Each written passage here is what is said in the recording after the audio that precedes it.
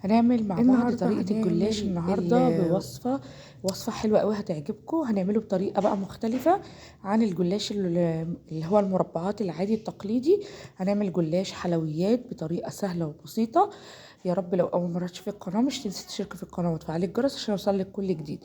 يلا بينا نشوف هنعمله ازاي. هنا معايا كيلو، معايا لفة من الجلاش، فريش يعني، اللي متواجد عندك. لو متواجد عندك في الفريزر سيبيه يفك شوية. لو مش لو عندك فريش يبقى يلا بينا نشوفه ايه هنعمله ازاي. هنا بقى معايا سوداني.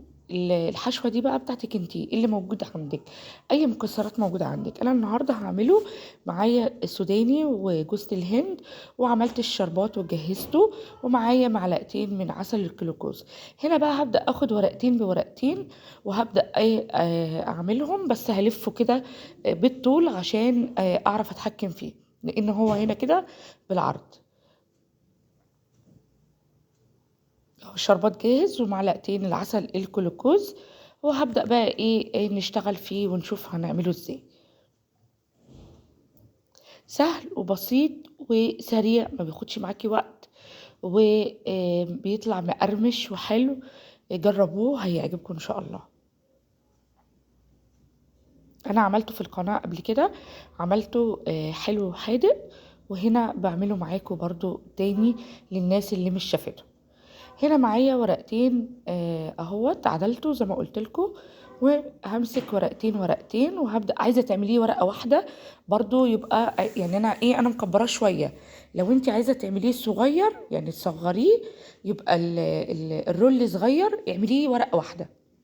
انما اللي انت شايفاه ده انا عاملاه ورقتين، فعشان كده طالع كبير شويه اهو.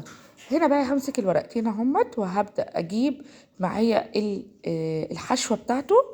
هجيبها وهحط عليها معلقتين من عسل الجلوكوز. لو ما عندكيش استخدمي عسل من اللي احنا عاملينه العادي. ليه بقى؟ الفكرة هنا في ايه؟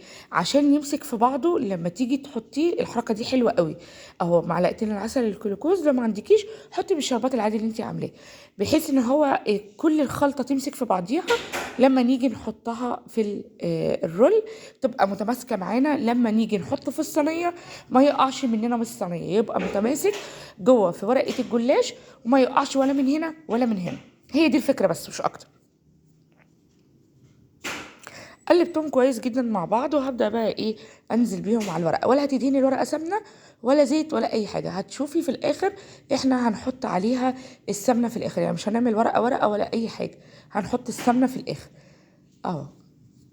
هنا بوريكي برضو لو عايزه تحطي معلقتين من العسل عادي برضو مفيش مشكله اهو. هنا معايا صينيه دهنتها.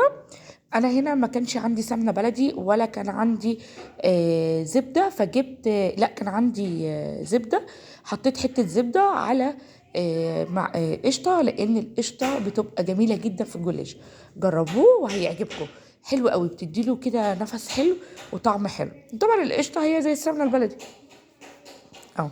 هبدا بقى ايه ارصه كده بالطول زي ما انت شايفه، واقفل عليه الرول او اقفل بقى عليه الرول كده، ايوه بالشكل ده كده اهوت.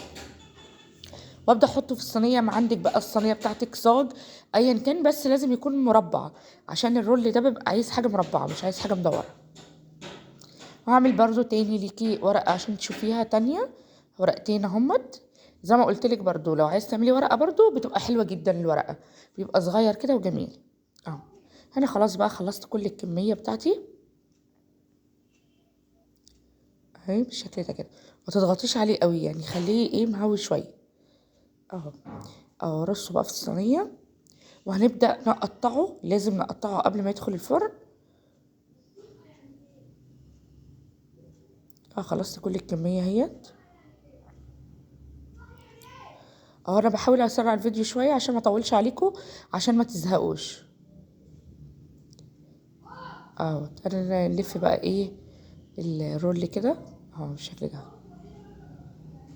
الجلاش الفريشي ده بيبقى حلو قوي، مش بيغلب زي اللي بيبقى طالع من الفريزر، بقى متعب شويه. هنا بقى هبدا اقطعه، قطعيه بقى بالحجم اللي يعجبك، عايزه تقطعيه ميني كده صغنن، عايزه تقطعيه كبير شويه، وسط، كل اللي يريحك. برضو الطريقه بتاعت الحادق اللي هو باللحمه، اللحمه المفرومه او بالجبن او بايا كان الحشوه اللي انت حباها واللي انت عايزه تحطيها، برضو بتعمليه بنفس الطريقه كده بالظبط. بتعملي ورقتين ورقتين وبتحشي الحشوة اللي انت عايزاها، وبعد كده بترصيه في صينية مدهونة وتبدأي تقطعيه. والتاني بقى طبعا بنحط له لبن وبضاية وفلفل اسود وملح. انما هنا ده حلويات. هنا بقى ايه، معلقتين القشطه اللي انا قلت لكم عليها على معلقتين زبده وسيحتهم في الميكروويف، وبعد كده هبدا انزل ايه عليه كله كده وادهنه بالفرشه. قبل ما ادخله الفرن هندخله على درجة حرارة 180 على الرف الوسط، وهنسيبه. الجلاش ما بياخدش سوا، بيستوي معاكي بسرعة، خلي بالك منه عشان ما يتحرقش. خلاص كده بقى كنت خلصت معايا اهو. عملت له دي التشريبه بتاعته اللي هي القشطه.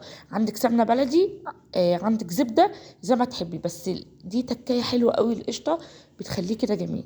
وهنا الشربات بقى جاهزه اهو، ندخله الفرن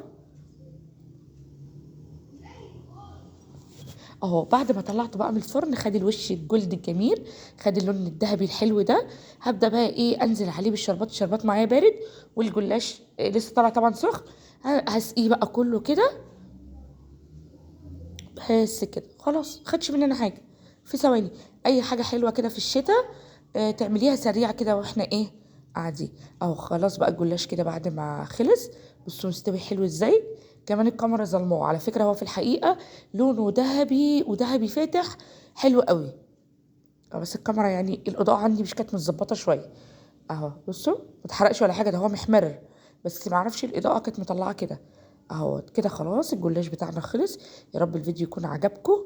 بصوا ولا طلع بقى سوداني ولا اي حاجه. يا رب يكون الفيديو بتاعي عجبكم، وما تنسوش تشتركوا في القناه وتفعلوا الجرس ولايك كتير كتير كتير منكم عشان يوصلكم كل جديد. اي فيديو انزله جديد تشوفوه. واشوفكم ان شاء الله في فيديو جديد ووصفه جديده، واشوفكم على خير. باي باي.